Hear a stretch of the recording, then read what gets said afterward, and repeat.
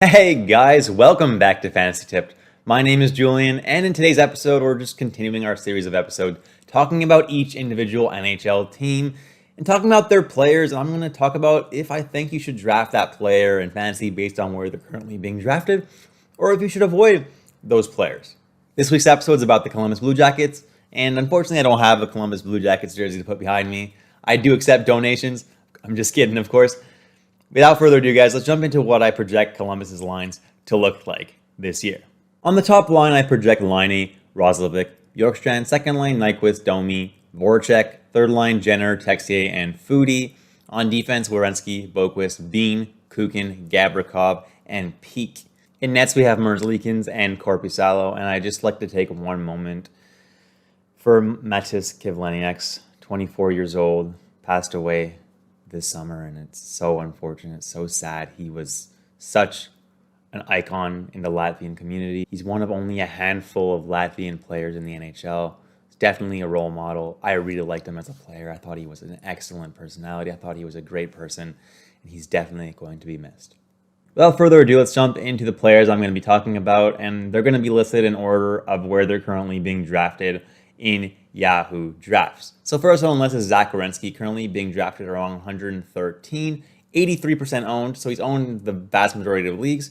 Last year he had 20 points in 35 games, which would have been about 47 points in a full 82 game season. He's being drafted just after Pionk and Klingberg, and just before Shabbat and Devin Taves. So do I like Werenski? I thought about this a lot, and as bad as Columbus is as a team, they don't have Seth Jones anymore. So he's going to be running this offense. He's going to get the top power play all to himself. He won't have to share anymore with Seth Jones.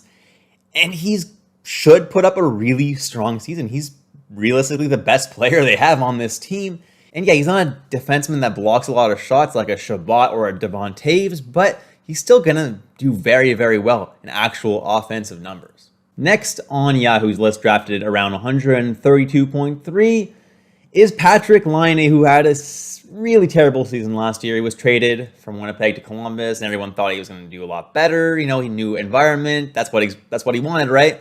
Well, he did so much worse. Only 24 points in 46 games for Patrik Laine. Not his best season, that's for sure. He's being drafted around the area that Jamie Benn, Tomas Hertl, Tom Wilson, and Evander Kane are being drafted. So it's still pretty high. Like, those guys still have a lot of talent. I don't hate drafting him here, but it's really up to you. How much of his bad play last year do you attribute to John Tortorella? Tortorella is gone now, so there's definitely a good chance that the new coach lets him play the game that he likes to play, and he could definitely pop off this year. Next is Jakub Voracek, currently going at around 156, 157th overall, still being drafted in 73% of leagues, so that's a lot. And I'm going to be staying away from him. He's a player on a new team with new line mates. Probably not going to get top line with Laine and Roslovic, so the upside is quite limited. Voracek was definitely elite in past seasons, but he's always had really strong line mates as well. Top power play, which he still might get this year.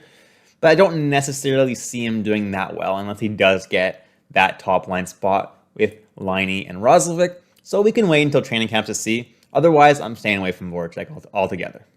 Next is Oliver Bjorkstrand, currently being drafted around 175 overall, only 64% owned as of right now, and I think he's the most talented player on this team.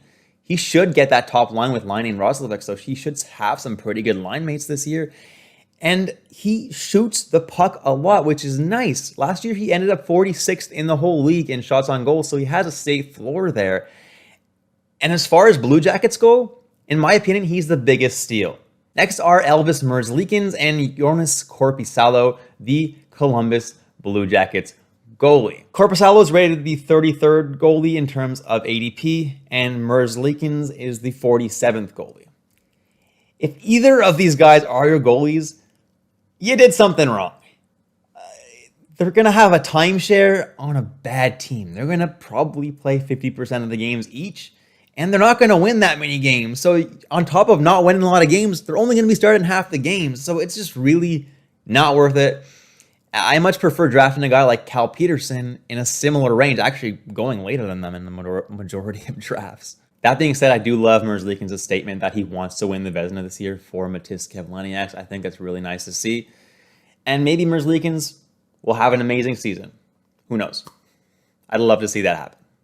Next is Jack Roslovic, only rostered in 12% of leagues, but in the 12% of leagues that he's rostered in, apparently he's being taken relatively high at 156, which is before Bjorkstrand. Doesn't make a lot of sense. I'm not taking him at that ADP, but if he falls to you in the last couple of rounds in a deep draft, I'll take a chance on Jack Roslovic. He has a solid chance of being their #1 center this year, playing with Laine and Bjorkstrand, top power play. I'll take that.